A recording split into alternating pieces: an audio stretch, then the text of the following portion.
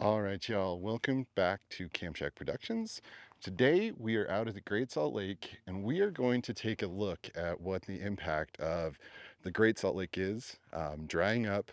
Over the last several years, the lake has had a lot of issues, and there are some surrounding factors that we're going to talk a little bit about, but just how important this lake is to Utah. The Great Salt Lake really is massive in what we do, and it's losing water at alarming rates.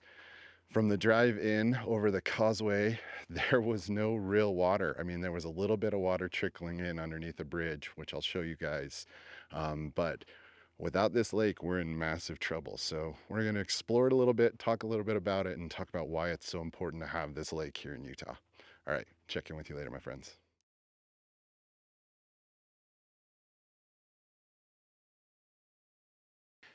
I really want to take a minute to talk about how important and how scary the fact that the Great Salt Lake is drying up is. As of right now, the Great Salt Lake has already shrunk by 2/3.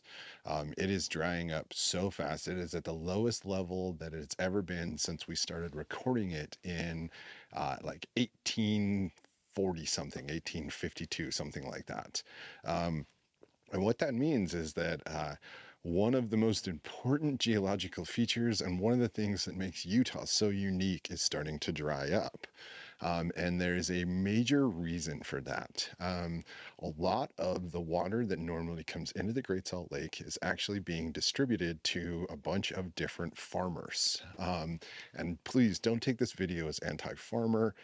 This is a system of abuse that we have created for a very long time and we have ignored.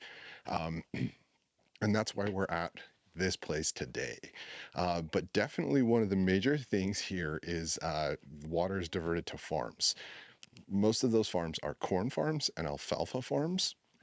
And, you know, after looking into this and understanding it a little bit more, what I figured out is it's just not worth it. So the total value of alfalfa, meaning everything that is brought in, is $124 million. That includes all tax, everything that happens as far as alfalfa manufacturing here in the state of Utah. And when I say alfalfa, I'm not talking about big, huge hay bales. I'm talking about alfalfa cubes that are, you know, about the size of my cell phone here, that are sold to mostly Japanese and Chinese interests. And they're sold as basically treats to cattle.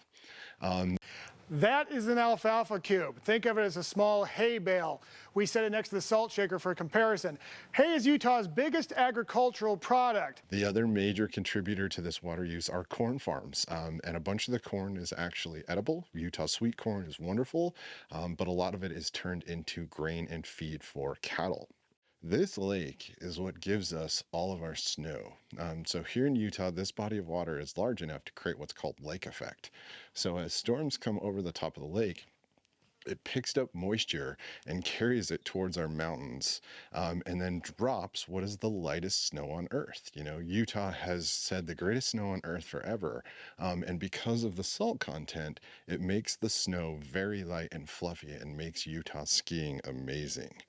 So we are putting at risk our whole economy, basically. Utah is a tourist state. We get most of our money from people that come here to ski. And in 2017 to 2018, the economic value of Utah's ski industry was $1.322 billion in total visitor spending. And it is basically a 226.4 million in-state and local tax revenue. So skiing is what makes us our most money. It also creates an unbelievable amount of jobs here in Utah. Somewhere around 60,000 jobs are created by the ski industry.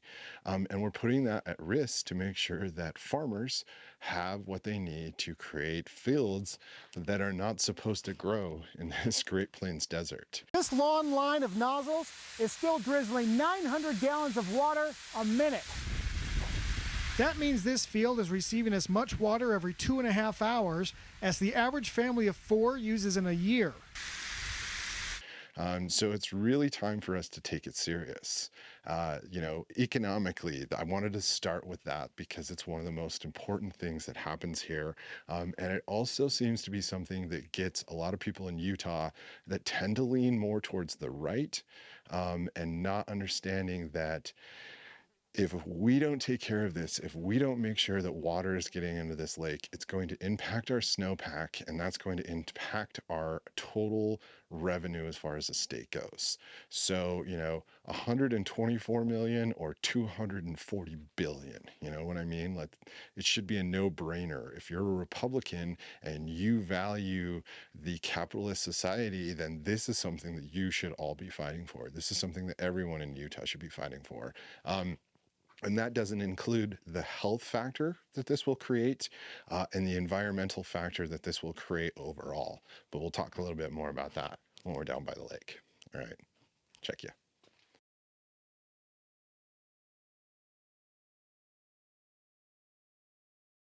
So aside just from the economic impact, there are several environmental impacts that will take place. First of all, this is home to thousands of migrating birds. Actually, I'm sorry, millions of migrating birds every year on their way to and from Canada and Mexico. They stop here, and that would cause massive devastation. They're very used to it and they need this food source. The other thing that it will do is it will turn Salt Lake and surrounding areas into a dust bowl. So much so that this sand will become super fine and dry as the lake clears up, and it is actually has quite high levels of arsenic, so that will really cause some issues as far as blowing actual poisonous air into our valleys. And so the dust is dangerous when the concentrations are high, regardless of what it's made out of. Dangerous now to the young, the elderly, and those with breathing issues. Potentially deadly down the road as this dust is filled with cancer-causing, naturally occurring arsenic. 10 years ago, we weren't talking about dust plumes coming off of the Great Salt Lake. The surrounding areas will basically not be able to live near the lake anymore. And this is where the majority of Utah's population lives, right inside of this little valley here. So not good. Not good to let this thing dry up at all. So if we don't do something soon, we're basically going to repeat history. California's Lake Owens dried up, and it created the worst dust storm that the U.S. has ever seen. This lake is considered a great lake. It is massive, and if we don't do something about it soon, those dust storms will not only affect the surrounding areas of Salt Lake with the arsenic, but also the entire country, just due to the fact that so much debris will be put into the air. So this is really something we have to take serious, and it's something we have to deal with as soon as possible. So I hope you enjoyed this video. I'll show you a little bit more of the lake, at least what I can see, and I'll link some articles down below. I really appreciate you watching. If you enjoyed this information, please hit that like button. If you're feeling very generous, subscribe. We could really use the help. We're trying to get to that 1,000, and we picked up a lot in the last little while. So again, thanks for watching. Be well, my friends.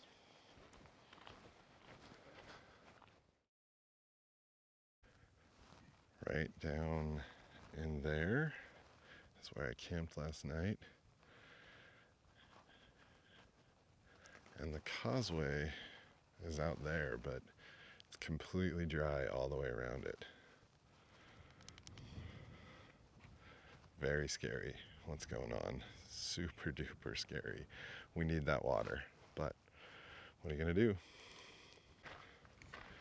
I mean, look at how much that lake has just dropped. These reeds and things right here are part of the wetlands, or what should be wetlands, that are drying up, which is what will hurt the bird migration. But I mean, the lake's got to be, geez, a mile away.